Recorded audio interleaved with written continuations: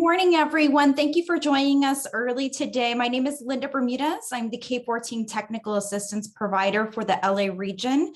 And today, our professional development will cover CALPADS Coding, how to ensure that your district is capturing college and career readiness indicator data. And I'd like to give a huge thank you ahead of the presentation to Centinela Valley Union High School District for really stepping up and providing some leadership on this topic for our region and this professional development. Joining us today from that team is, first off, hosted at Centinela is Kim Irons, who is our pathway coordinator for the El Camino Community College District area, as well as Pam Brown, who is the Assistant Superintendent of Diversity, Equity, and Inclusion, and Hatha Parrish, who is the Director of Federal and State Programs. And last but not least, Sandra Cruz, who is the Director of Teaching and Learning. Thank you very much, and I'll hand it over to the team. Awesome, thank you, Linda. It's great to be here.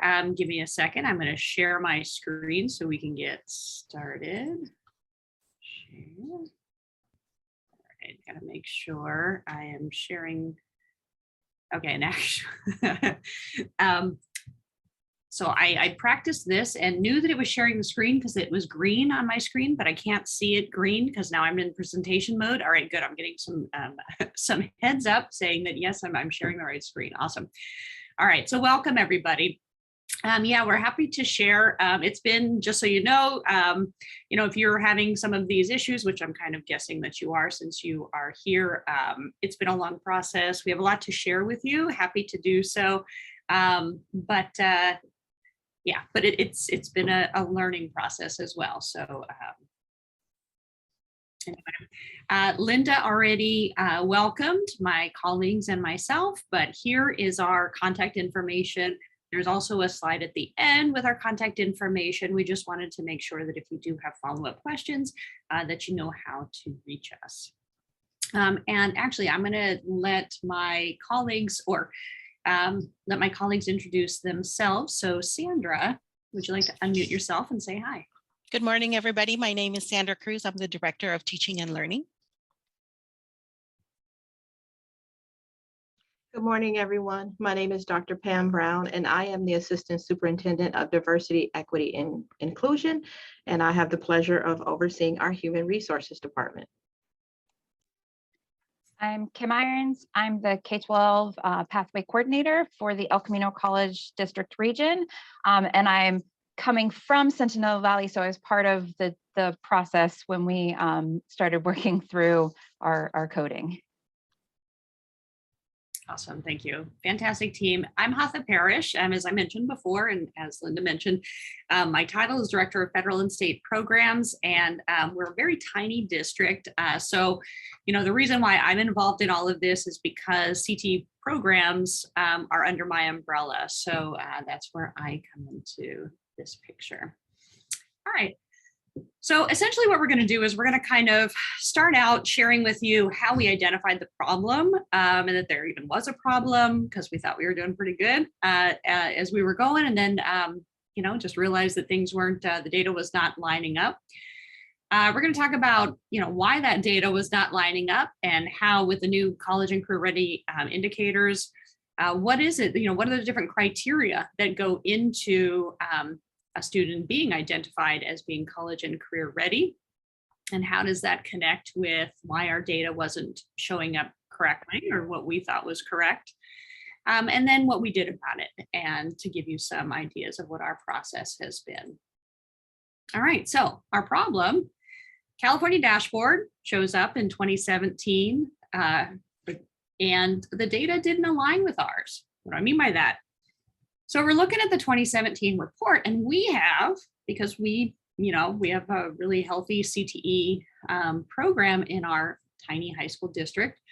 We had about 440 students that we thought could have been identified as a CTE completer because they were enrolled in a CTE completer course.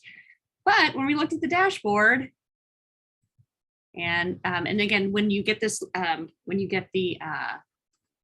this PowerPoint, you'll have the hyperlink. This will take you to the dashboard so you can look up your own district.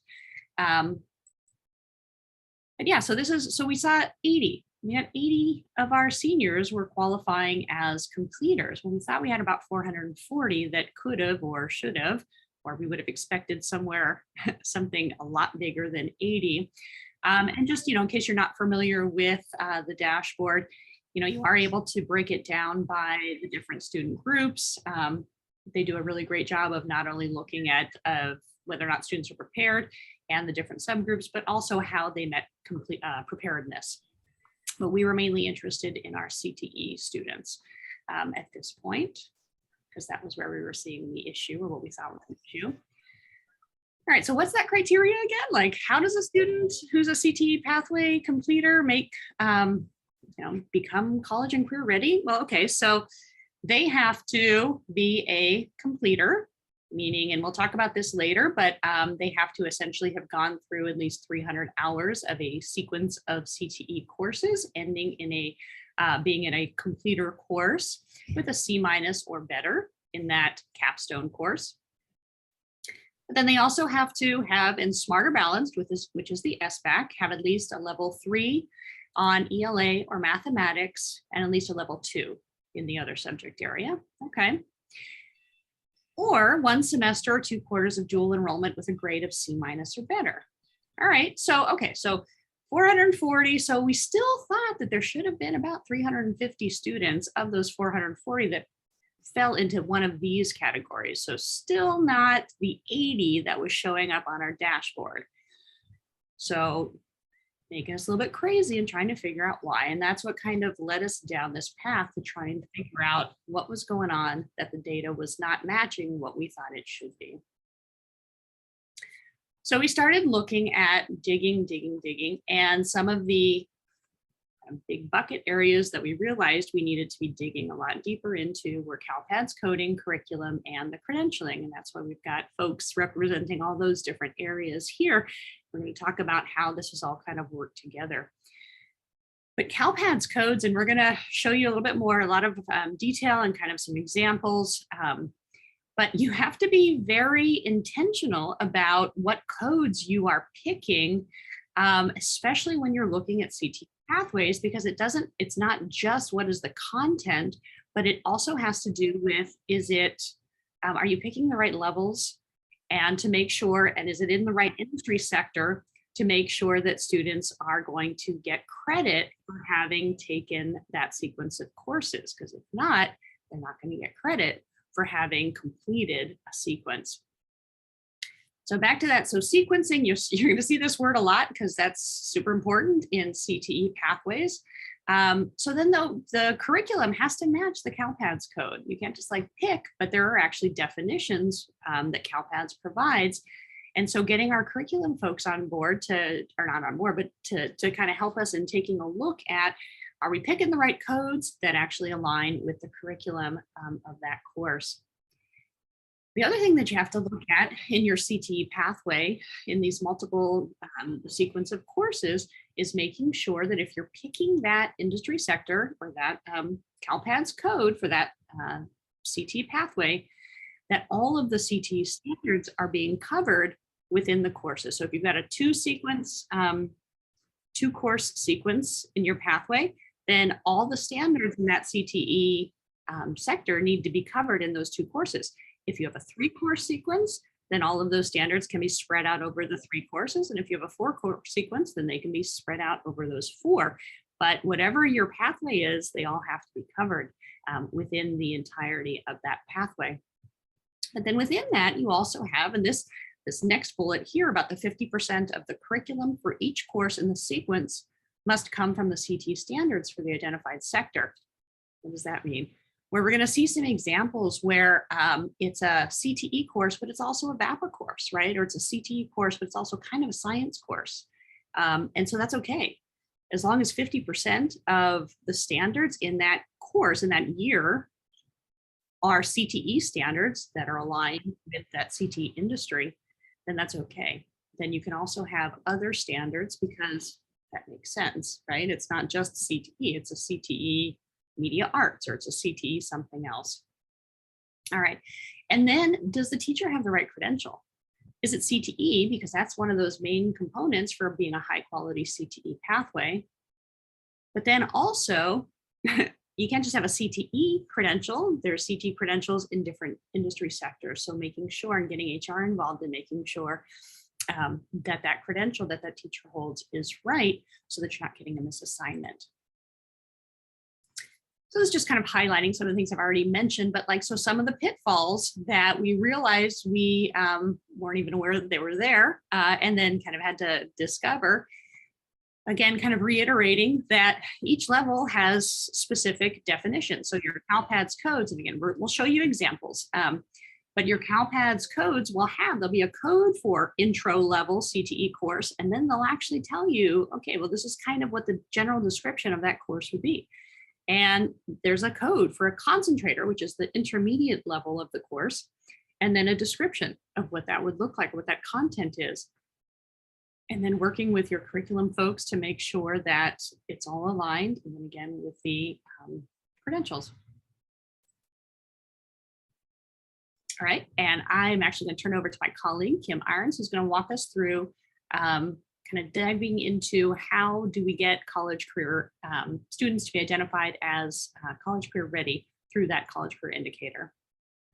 All right, so we're going to kind of dive into the CCI indicators, and specifically looking at kind of through the lens of the CTE components. So this is the lovely graphic that the CTE has put out that kind of demonstrates the 8 different ways for a student to be considered prepared on the CCI metric. 3 of these methods include CTE pathway completion. And so we're going to kind of look at what those 3 combinations are. So this is a slide that was created by the San Diego County Office of Ed. They did a great presentation on the dashboard itself and really kind of diving in and picking apart the dashboard. So if that's something that you have questions about or want to dive into, that presentation is linked to the slide. So when you get the slides, you can go in and kind of really go through that presentation if that's something that you need a refresher on as well. But I really like the way that they kind of mapped this out and really showed the different combinations. So we're going to use their slides to kind of dive in a little deeper.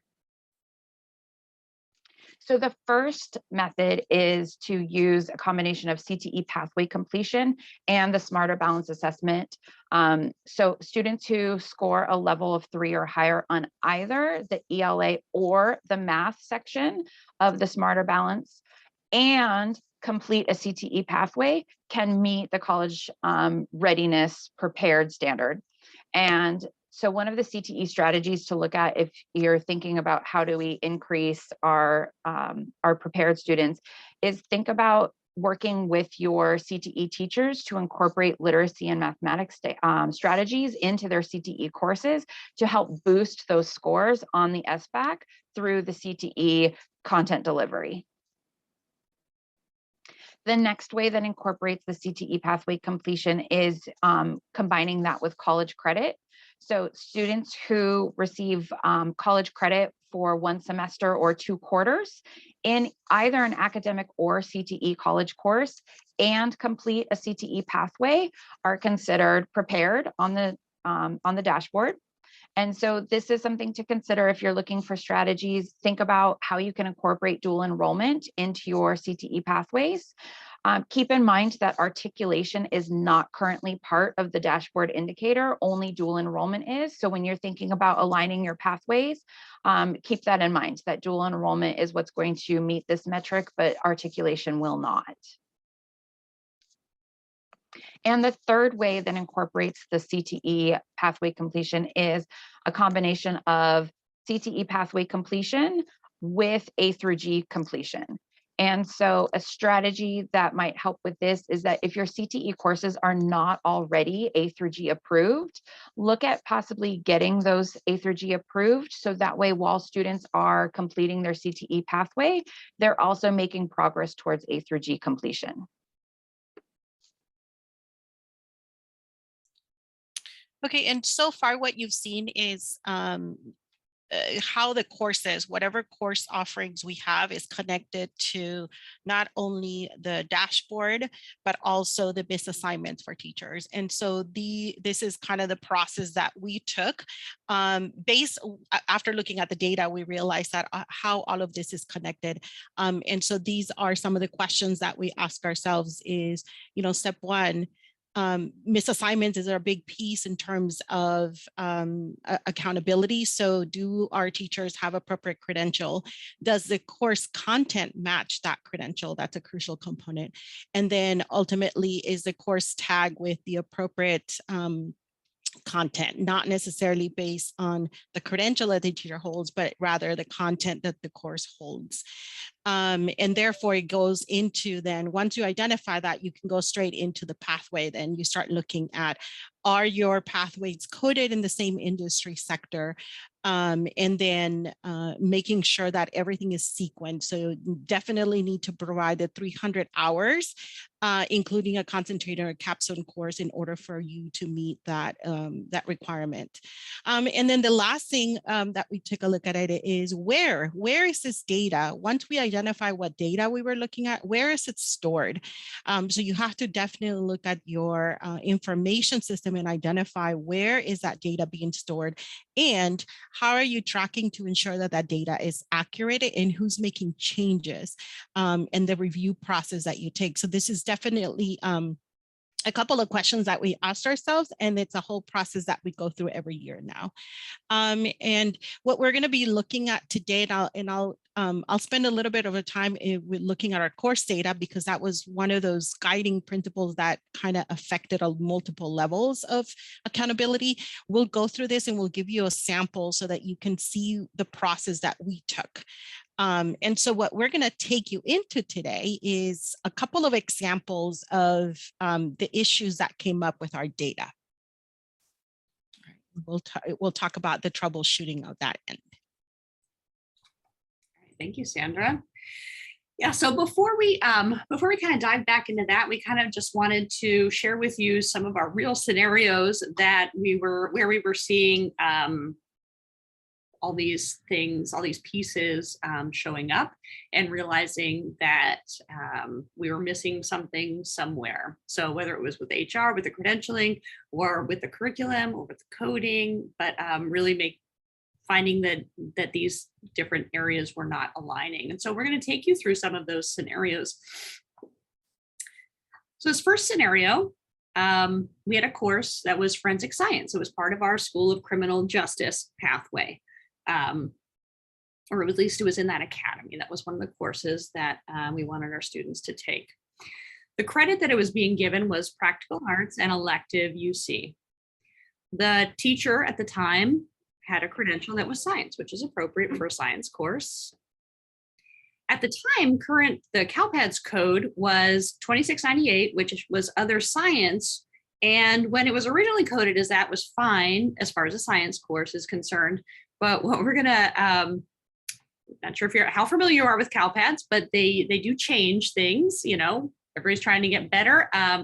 They update their course code lists from time to time. And when they do, you have to go back and make sure that you're not reporting something that no longer means what you thought it meant, or maybe has a negative impact. For instance, other science was being flagged at this point. So we had to make sure that we were changing that to something. Now, what we identified as possible codes was 8411, if it was good. So we found a code that was possibly a CTE code that could fit with the course description of forensic science, or 2611, which is general science. So CalPADS no longer liked other science, but they did like general science. That was the new term.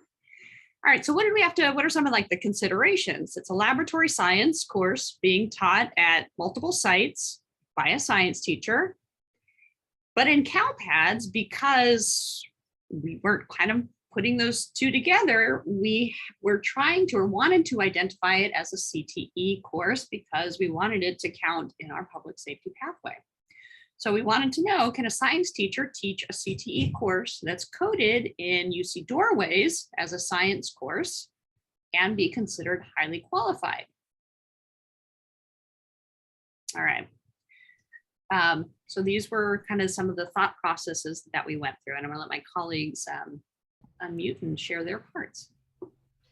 Okay, so from the perspective of the HR department, it's super, super important that we are communicating with our Ed Services department. In this particular case, we had a teacher who held a science credential, but do we have a fully credentialed teacher on staff to teach the course as we have it coded in CalPads? In this situation, we had this course coded as a CTE course. And so this particular teacher did not hold the CTE credential that was required to teach the course as we had it coded. So the answer would be no, we did not have a teacher who was fully credentialed to teach that as a CTE course. Awesome. And then, so for my consideration, again, I wanted it to be a CTE, to be coded as CTE so that it could help us in, or help the student in becoming a completer. Because as a science course, it doesn't do that. It does other things, helps with graduation, helps with UC A through G, but not with completion on the dashboard. So no, depending on what we end up deciding or how we end up going, if it stays as science, it's not going to help with completers. So one of the pieces that we were looking at is ensuring that the CalPads code, whatever code we were using, that it accurately reflected the content. And by that, we actually looked at the course code definition and reviewed the course description of this course to be able to answer that question. From the curriculum side, we were asking a couple of things to determine what we were going to do with this course. Was this student helping meet graduation requirements? And for us, the answer is no, because the forensic science was an elective course. It could meet the G requirement, but we were looking specifically at A through F because we do have a lot of classes that meet that G requirement. We were thinking about how is this course meeting A through F requirements? You know, and again, we weren't not worried too much on the G requirements just because we do have a lot of other courses with that. And the answer was no. Forensic science, we were giving it elective credit, not necessarily science credit, the science lab for D. And then we were also looking at, is 50% of the curriculum in each course sequence, you know, the CTE standards, were they being covered? And the answer to that, it's no. And therefore, you know, it didn't meet that requirement to be able to do the CTE standards. And essentially, by going through this process, right, looking at, do we have a credentialed teacher? Is the content correct? Is it useful for the students to have this course? Ultimately, our decision was that we were not going to utilize forensic science within that CTE pathway. And so we chose the new course to offer to meet the A through F and credential requirements of the lab science because we did have a science credential teacher. The answer also, we realized that we could not use this and encode this course with a CalPads code because a science credential teacher cannot teach a CTE course and be considered highly qualified CTE teacher. So this is where your connection to the HR department and teaching credentialing is crucial. Awesome. So now what we're going to do is we're actually going to put everybody into breakout rooms really quickly, just for about 7 minutes. And Kim Irons is going to put the link to this document in the chat. Again, I mentioned, so there's going to be 3 groups. And what we've done is we've essentially given you one of our other real life scenarios that we kind of thought through and were identifying as issues and then had to think through. After this, we're going to tell you what we ended up deciding and how we went through it. But depending on the group that you are in, there are 3 scenarios. So there is group number 1 is going to work on scenario number 4. And we're giving you all that information. And then we, you know, those questions that we asked, we kind of told you was our process and things that we were trying to think about. And we encourage you to think about as you are looking at some possible scenarios of your own. Pasted those in here. Do want to caution you though, as we put a note here, that you might not have all the information in this scenario to be able to answer these questions. And that's actually an important aha thing too, or aha moment too, because part of that conversation is also identifying who else needs to be involved, because it's going to be different potentially in your organization, and then what potentially might be the solution or the next steps. You might not have, again, you might not have a solution because you might not have all the information that you need to make that decision. But what do you guys, what do you talk through, and what do you guys come to as far as, do you have enough information? What do you think might be the resolution of this issue? So again, group 1 is going to do this first one. If you are in group 2, you're going to do this scenario. Everybody should have edit access to this document, so feel free to use this as a note catcher so that we all have access to this after the fact, and we can kind of reflect on and see what we've all input. And group number 3 is right here. All right. And there is a group 4. So we have such a large group. I added a group 4. So I'm going to send you into your breakout rooms, and on the note catcher document that's in the chat, the scenario slide is there. So find your breakout room number, and then that's the scenario that you'll be answering. And if you arrived late, just hang out and I'll add you to a breakout room once they're opened.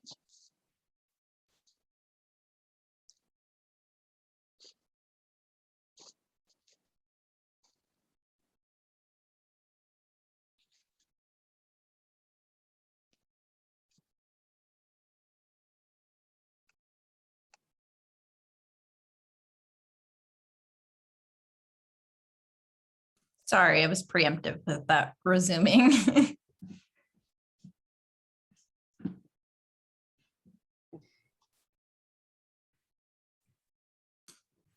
That was really cool. Our group really enjoyed it.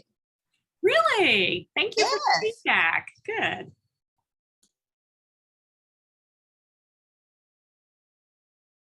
Kim, I guess tell me when I am good to go.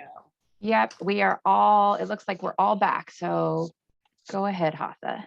Awesome. Okay, well, welcome back, everybody. We are actually going to share with you what our solutions or what our kind of thought process was first. And then afterwards, we realized also during the break that, or our break, that we haven't really asked you for any questions yet. So after we share with you kind of what our thought process was and what we came to, we will open it up to see if you guys have any questions that maybe are unanswered, or and we'll certainly do our best. All right, so scenario 2. This is one of those, again, where we have this, it seems kind of muddy with us because it's dramatic production, but we also, there are, people who are in the careers that are dramatic production. All right, so we have this course, dramatic production. We're giving it practical arts, also VPA in UC as well as elective in UC. The credential of the current teacher was both English and CTE with an arts emphasis. The code, the CALPADS code at the time was 7219, Introduction to Media Arts. Other possible CALPADS codes, 2900 if it was non-CTE, so theater play production. Considerations: can a VAPA teacher or VPA teacher teach this course and be considered highly qualified since it is a CTE, arts, media, and entertainment course? And can students get VAPA credit if they are taking this course with a CTE teacher with an arts, media, entertainment credential and be considered highly qualified since it is UC approved as VPA within that CTE field? It's a mouthful. A lot to think about. All right, so I'm going to turn it over to my colleagues. All right, so once again, looking at this scenario from the HR perspective and whether or not we have a fully credentialed teacher on staff to teach this course, the answer is yes, because the teacher holds a CTE Arts, Media, Entertainment credential and also an English credential. So the CTE Arts, Media, and Entertainment credential is what qualifies them to be fully credentialed to teach that course. Awesome. And then again, it does qualify. We've got a CTE credentialed teacher. It is currently being coded as a CTE course in CalPADS. So yes, it would count towards that student being a completer. Okay, and when we looked at the CalPADS course, we again went back to the code definition, and then also make sure to answer those additional questions that we were doing an internal question piece, right? Looking at, does it meet graduation requirements? Does it meet A through F? And then what's the content? Are the CTE standards in there? And based on these pieces, then you would be able to make a determination which course code to give it. And basically what we decided was at the end that we coded the course as a CTE VAPA course so that the students could receive the F credit, visual and performing arts credit, and also be able to go credit towards the CTE pathway completion. Hatha, can you go back one slide? And I want to highlight this. When we were looking at this, notice that the possible CalPADS codes for us was the 2823. That code has since been removed from the option. So this is why we indicate that you definitely have to go back and take a look at the updates from CDE regarding the CalPADS codes, because at that point, the 2823 was an option. It is no longer an option, and we actually ended up coding the course 7243, making sure that it matched everything and they had all of the requirements. A comprehensive review of the course content was essential in that piece. Sorry, Hatha, I had you come. I'm sorry. I am. Excuse me. There we go. Am I at the right place? Yes, one more. So the scenario 3. There you go. Okay. Thank you. All right, excellent. So our scenario 3. Hatha, can we pause for a second? There's a couple of questions in the chat about scenario 2. Okay. What pay scale will the teacher be on if a district has different pay scales for CTE teachers and single subject teachers? So what pay scale would that teacher be on? And then in terms of funding source, can that looking at that course in regards to like CTIG and strong workforce? Well, I will tackle the second question. So typically with when you're looking at utilizing a grant funding source, you have to look at what the requirements are and what the restrictions are. But typically you can use it for the first to start a new program, or if that program is expanding. So you couldn't have a current, a teacher who is teaching current courses, and then just say, oh, well, we got this new grant funding, we're going to utilize the grant funding. That's that concept of supplanting.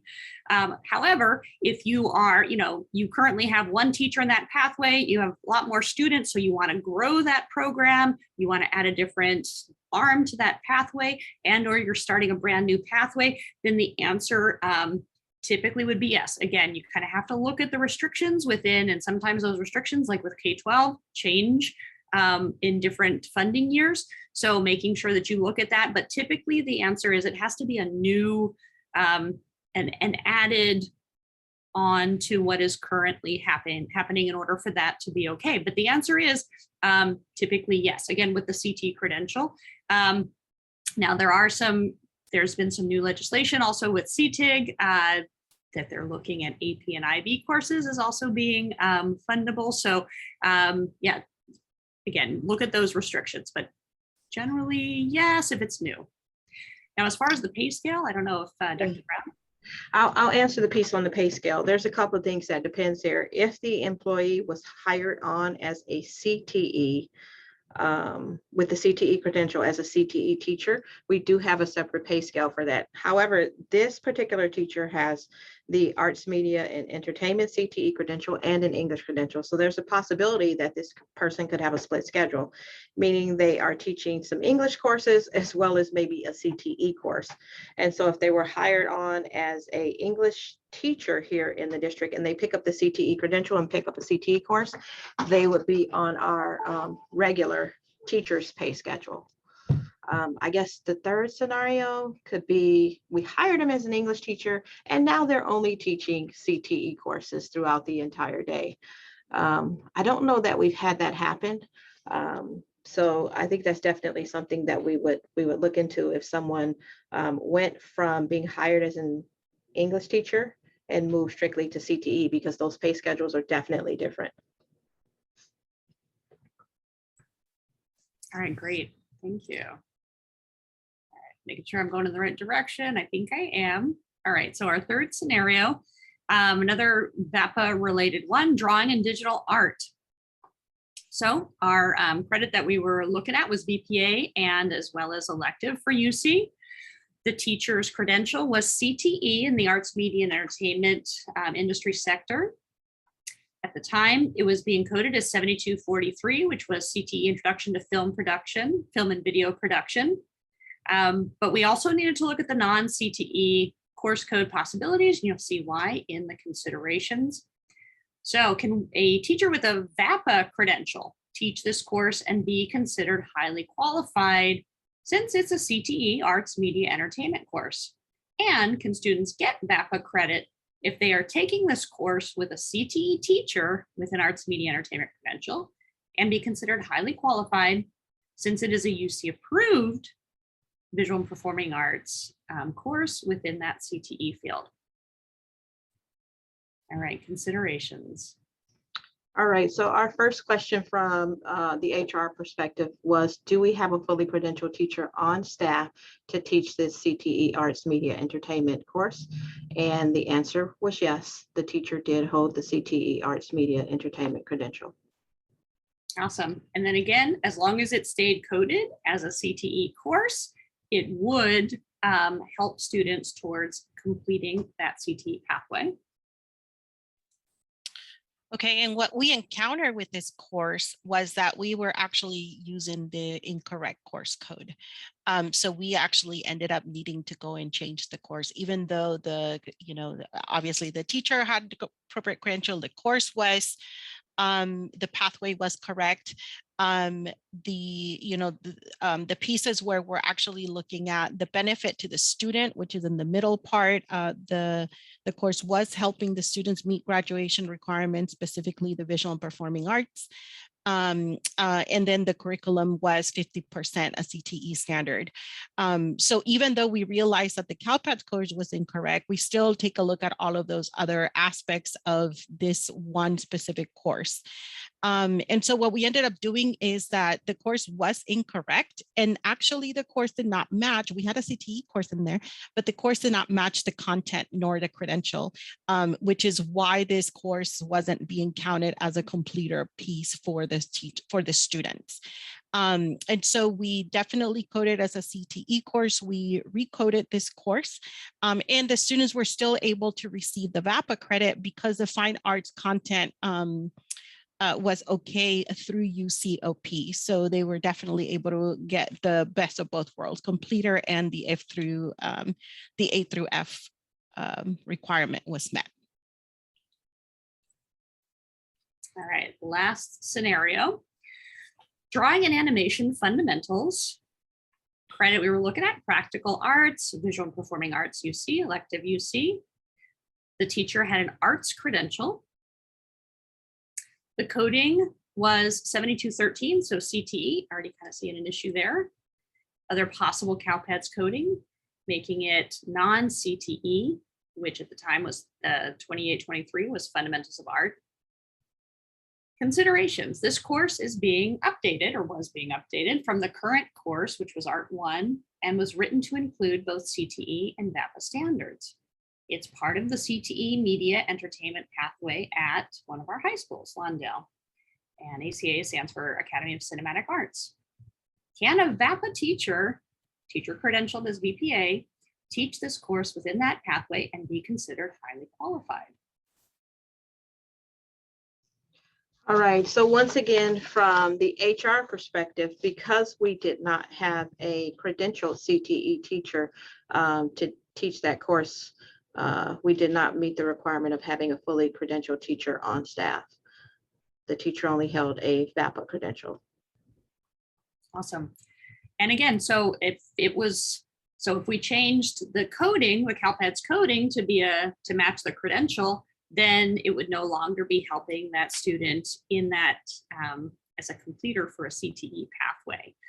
So really the answer to this question depends on how we are able to code it, but which depends on the credential and so many other things. Okay, and again, with this course, the CALPADS code was incorrect. It did not match the teacher credential. We had given it a CTE course code, but not necessarily the VAPA course. And so after going through our curriculum questions, the outcome for this was that because of the teacher had a VAPA credential and not a CTE credential, we actually ended up changing the CALPADS course code to 9000, which is a non-CTE visual arts, in order to match that credential for the teacher.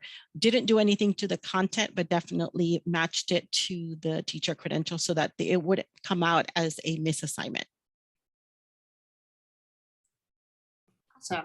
So that's the end of our scenario. So before, I did say that I was going to give you guys an opportunity to ask questions. I know you guys have, some of you have been using the chat feature, but we'll pause here. And if anybody would like to unmute or type in the chat, if you have any questions about what we've already shared.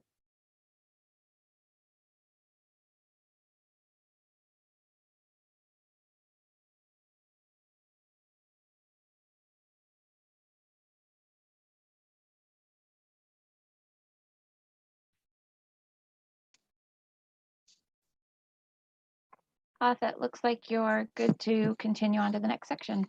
Sounds good. All right. Actually, I have a quick question. Yeah.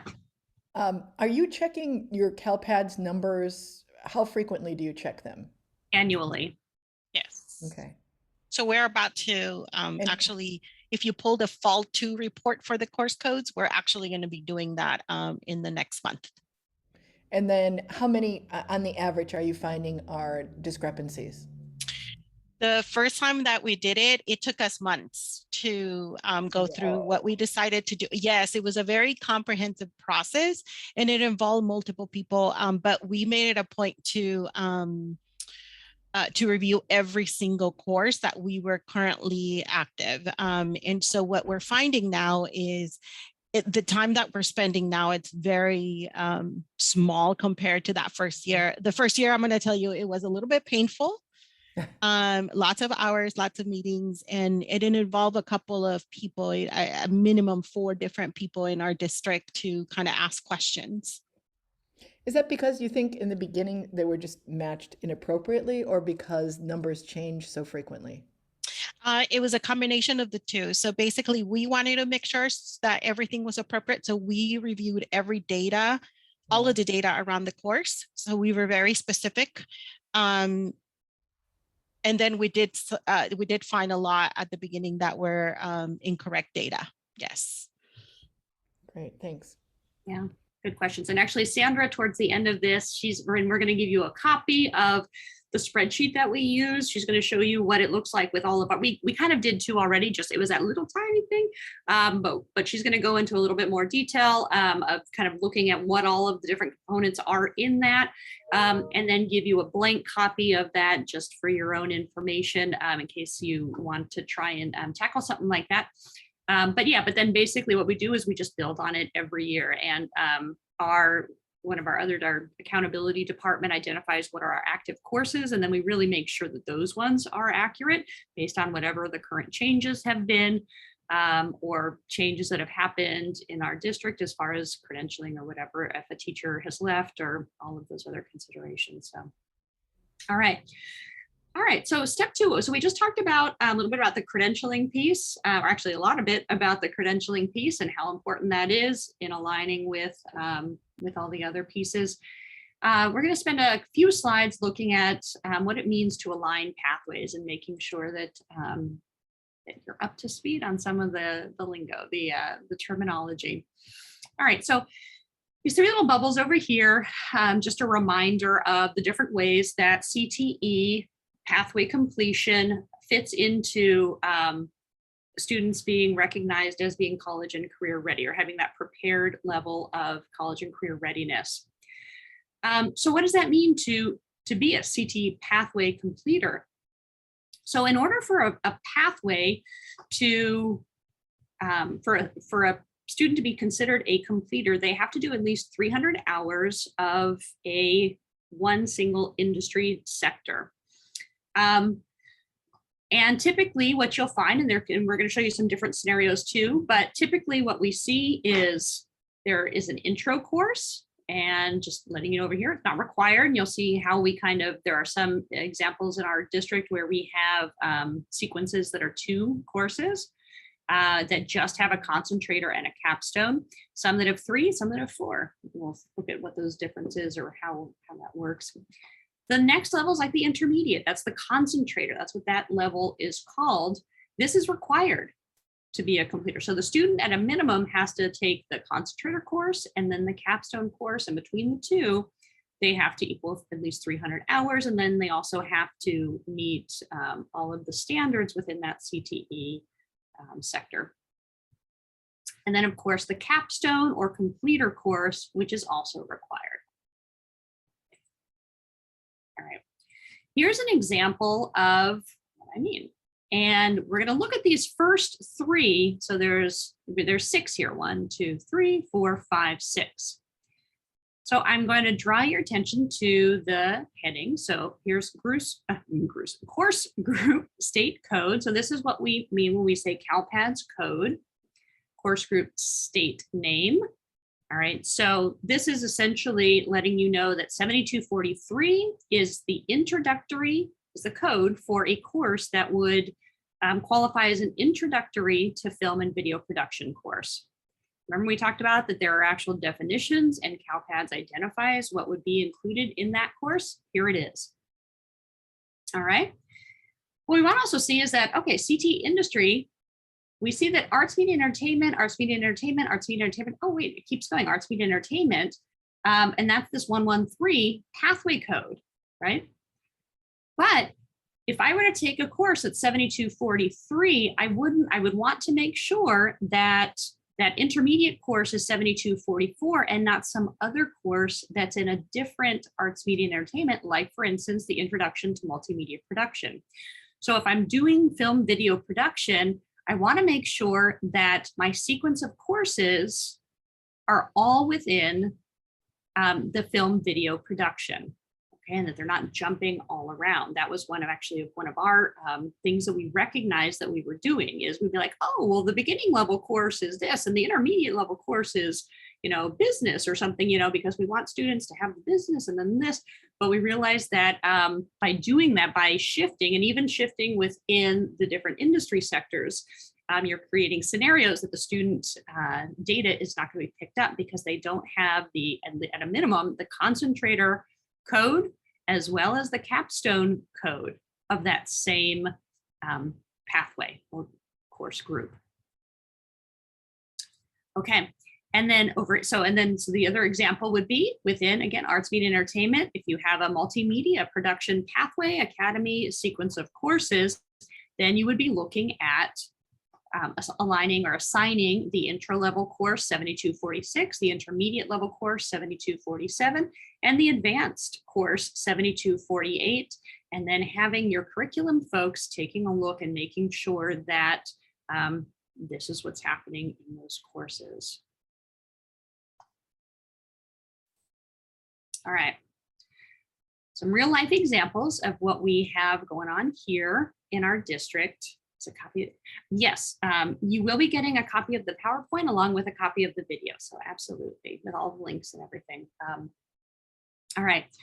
So one example that we have at one of our high schools is a wood technology or construction pathway.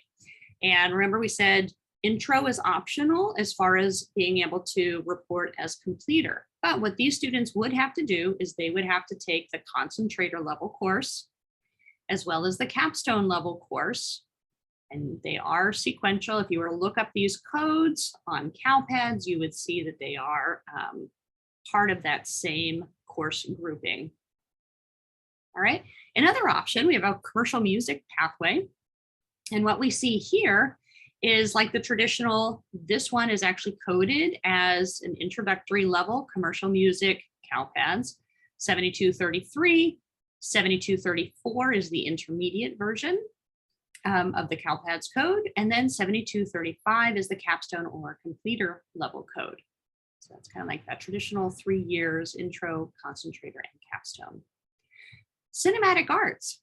This one's interesting because what we see here is sometimes we have the luxury of having a CTE teacher teaching this course, but it has been constructed in such a way, again with the 50-50, that it is able to also be taught by an English teacher.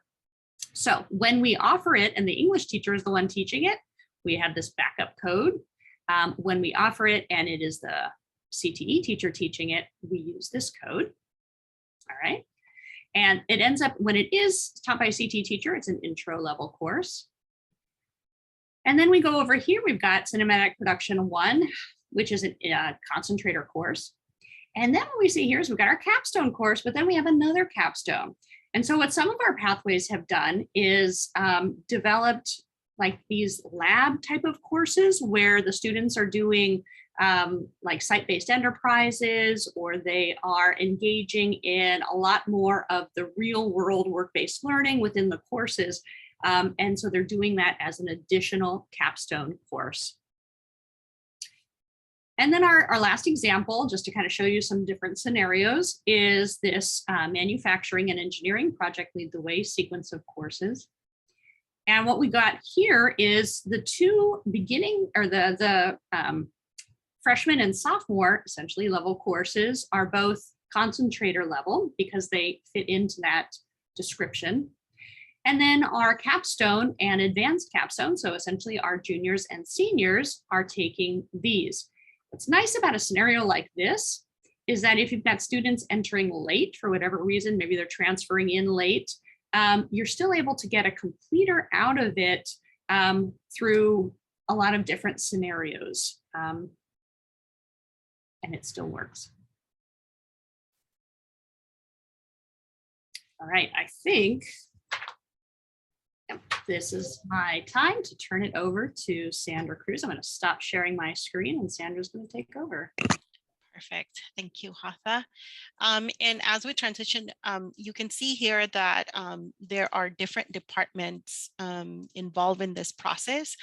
And what we ended up doing is taking a look, again, like I said, we reviewed all of our courses, but it is a very time-consuming task.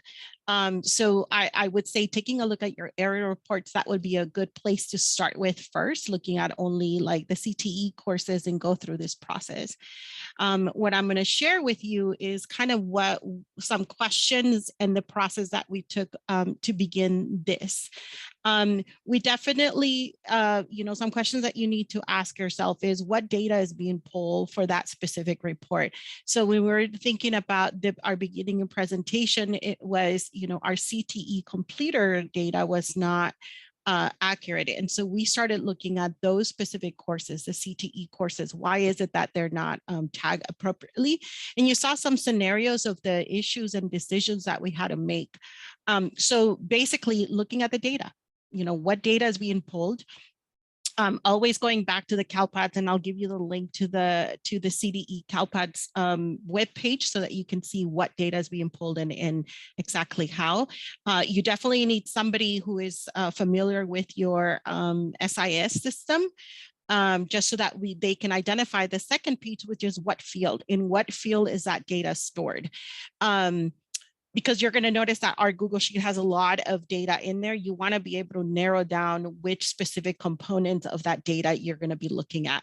So a person familiar with the SIS system is critical to this. Also, you know, who's responsible for filling that information and maintaining it. So when it's uploaded, you know, who's going to go through that process once that data is either needs fixing or in future data when you're creating courses. You know, who's responsible for checking that this data is correctly pulled. That's an essential piece. You know, our process is going to be on an annual basis from now on for multiple reasons. You know, there's new courses that are being activated or new courses are being created. Who's responsible for submitting that data? You need to know who and when that data is being submitted. And obviously you are looking at different falling period reporting periods. And then who is responsible for correcting? So once you identify what needs to happen, how does it get back into the information system with the correct data? You have to have be able to know who that person is when that gets done, and then do a final review of that.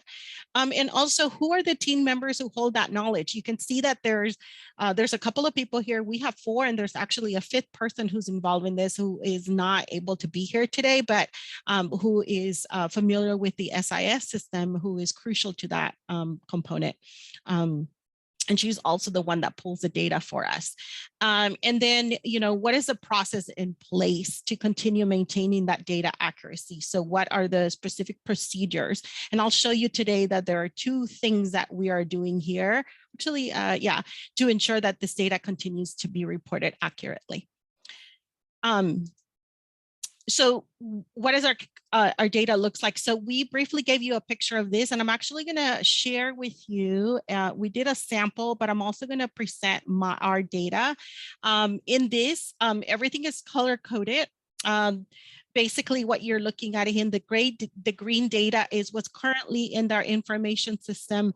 The magenta area is, you know, that field that is going to get changed, because what we wanted to ensure was you may not have the same players at every single year. So what we ended up doing is ensuring that there's a process for us to kind of track those changes.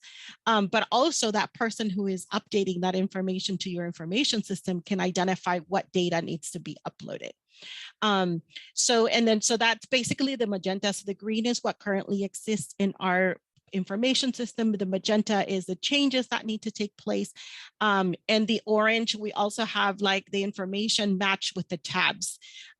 This information, for example, column AD is held, you know, the reference tab is going to be that orange tab.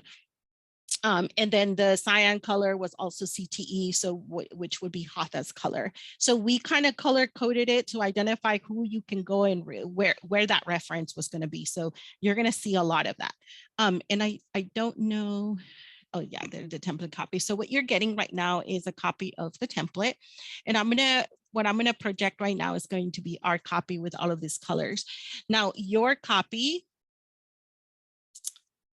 And I don't see the green over, but I'm hoping I'm projecting my copy of the CalPads course Fall Tutor Review. Yes, you are. Okay, perfect.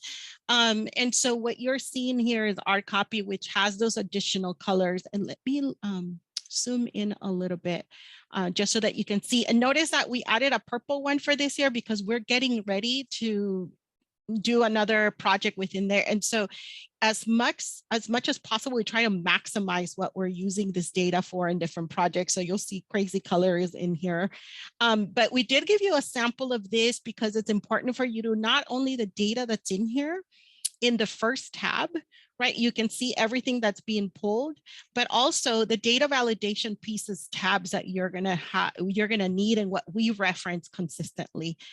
So I'm gonna take you through the first tab, which is the data validation. This is the information that we actually look as our drop-down menu so that when we're changing the data, we know what we're gonna be able to be pulling.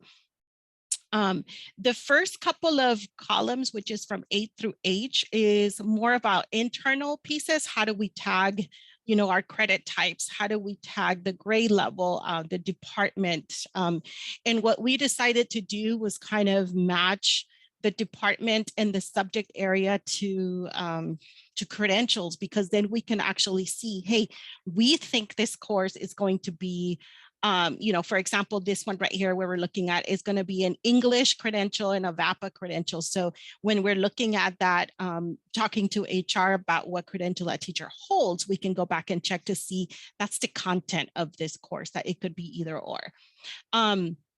And then the rest of the right-hand side, you can always refer back to the CALPADS, the CTE website, where it tells you what information or what are going to be those fields and the options for those fields. So this is kind of where we got that.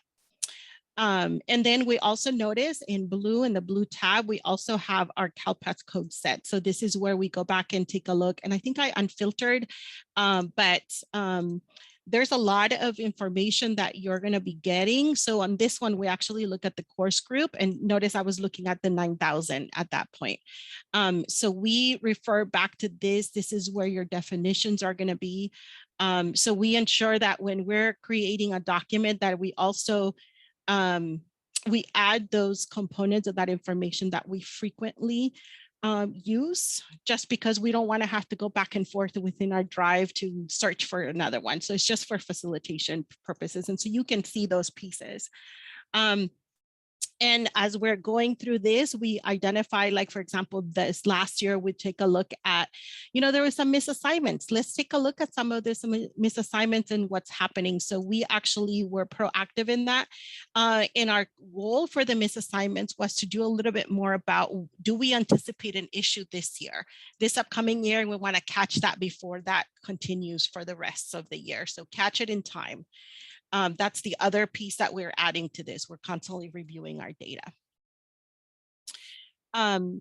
Okay, so that's kind of our data sheet. So I'm going to walk you through the course file, which is the first tab. Again, the green color, it was in currently information system. So notice the titles, we use PowerSchool.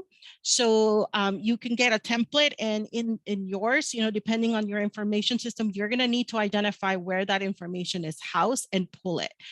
And then we love Google Sheets, at least I do, because you have the filter option, and you can use this as a way to continue filtering down your data, so that if you know that you're only dealing with the CTE courses, you're going to be able to filter down on those pieces. Lots of information in here, and also definitely you need to be familiar with, you know, where all of the terms for, specifically if you're going to be looking at CTE courses, where that information is housed, and then familiarize where you can find it, so that you can filter down and only dealing with that. Just depending on your courses, you're going to have, you know, there's just different amount of courses. If you notice, what we did is we pulled all the information. So when you're looking at the sample, you're like 5,000 rows, that's a lot. We did it strategically. We pulled all of the courses, but at the end, you'll notice that we said, okay, let's see which courses are currently active and being offered for first and second semester, and keep on narrowing our you know, filter process, because it does get a little bit scary when you're looking at 5,000 rows. When we started this, it was interesting because we started with like, just go one row at a time. And then we were like, this is taking forever. So what we ended up doing is start grouping. So we were like filtering down by course type. Let's see how many of them are being marked as bio.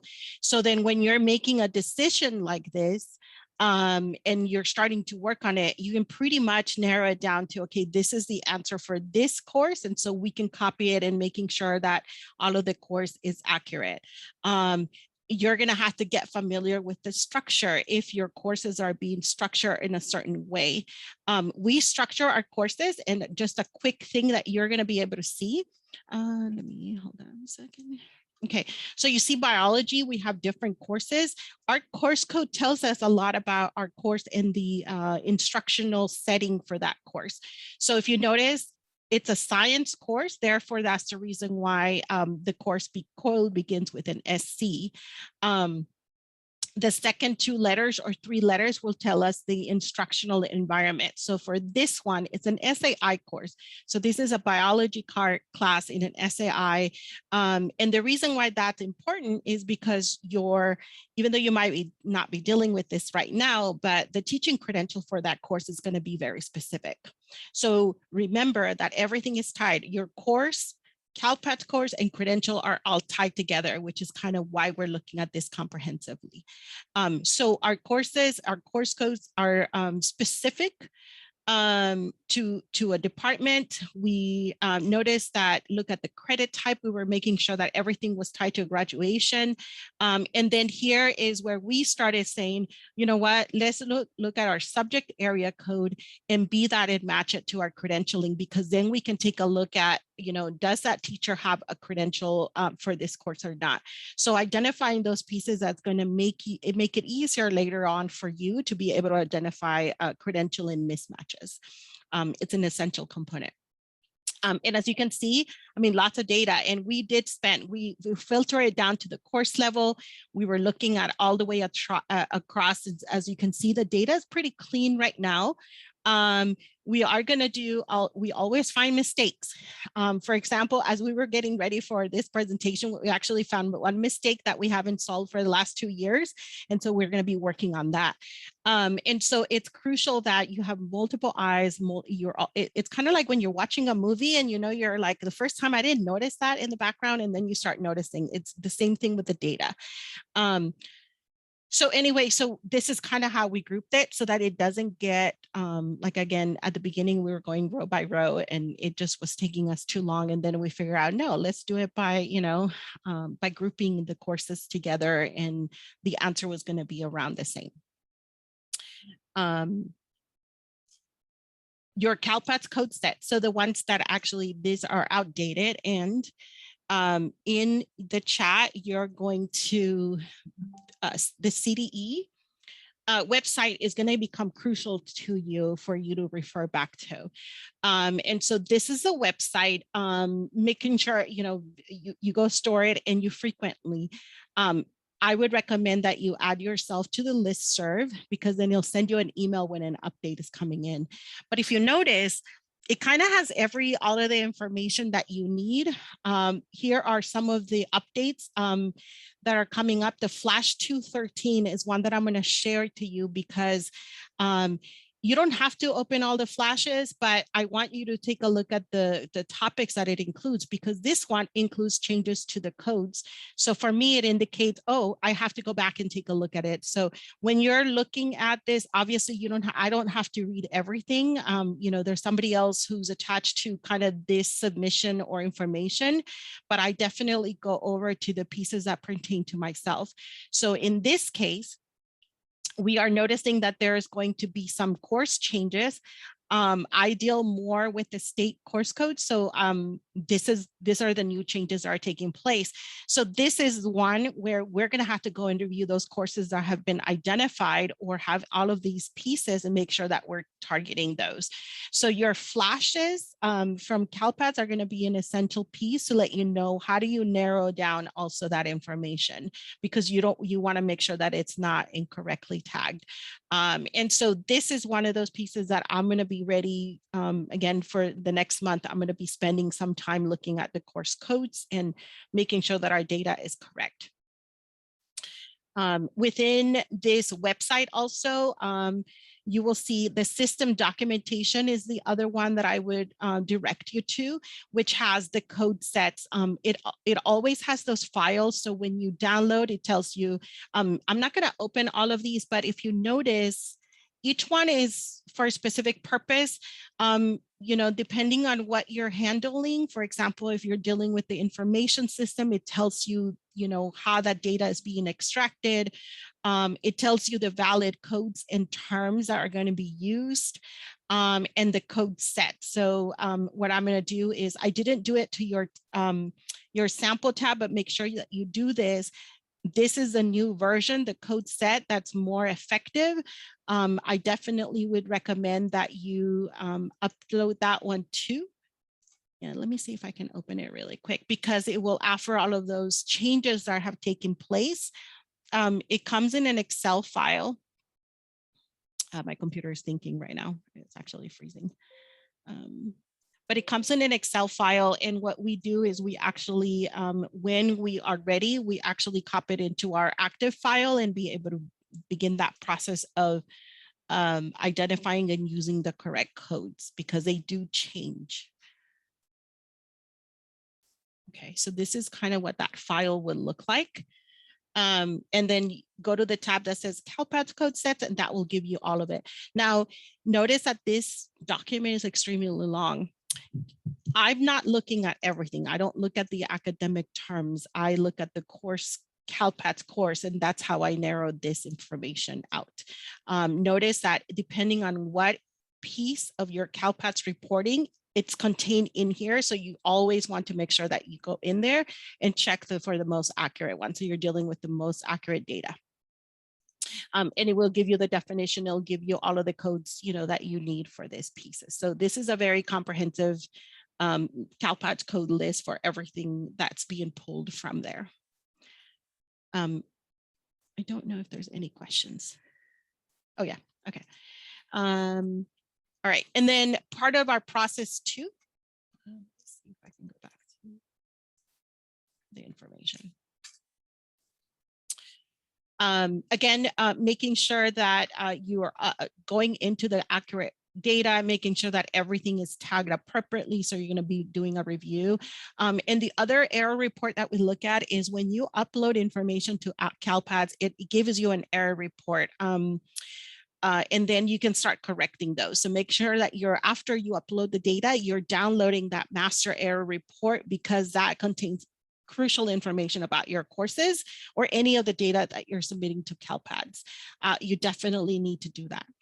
And then the other piece that we ended up doing is, as part of this, is that we created, we have academies who are changing courses or adding new courses, that we created a form.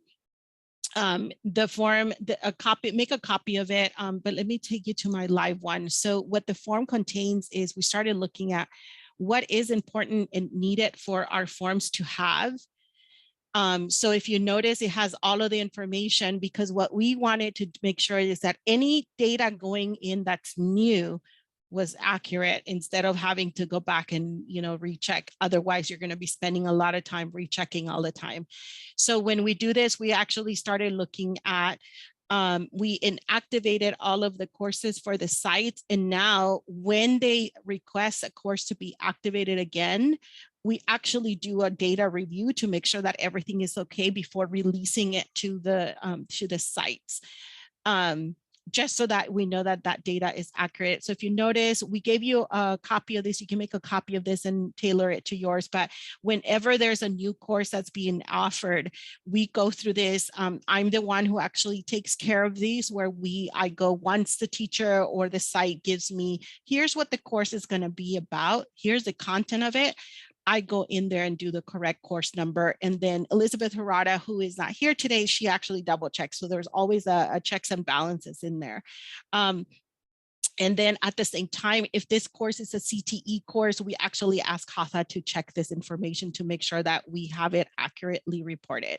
So there's multiple layers in this before I also give it a code. And if I'm not, if I'm not familiar with the course or the content, I definitely ask the master schedules at the site who's teaching the course.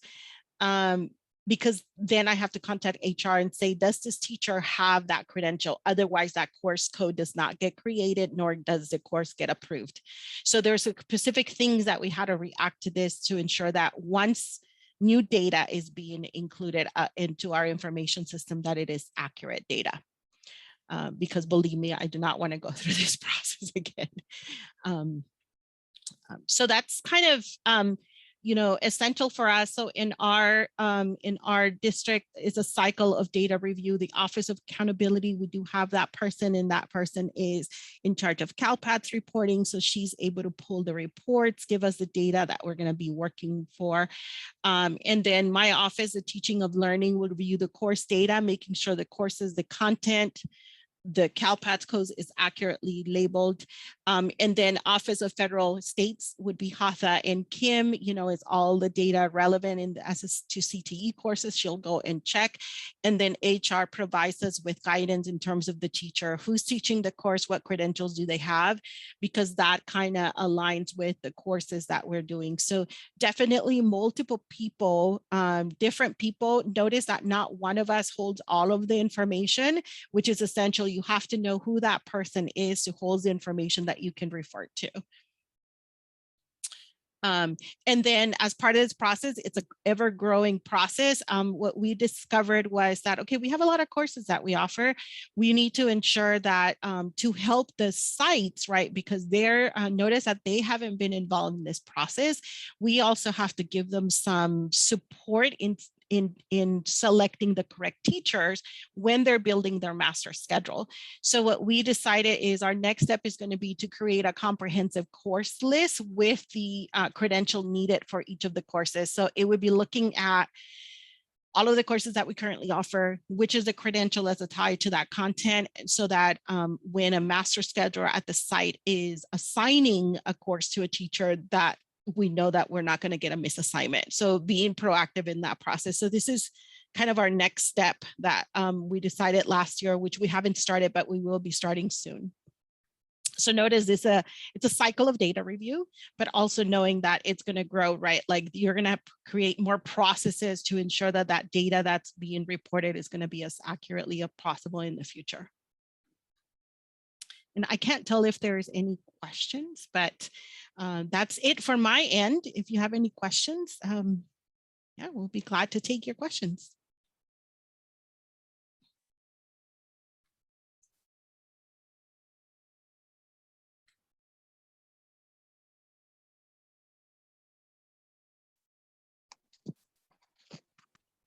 And I think for the sample code request, you can ask it to create a copy of it, and I think it should be able to give you the sample.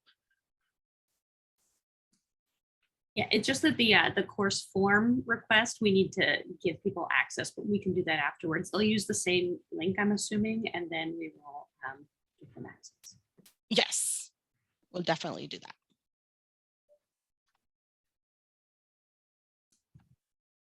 Any other questions for the team?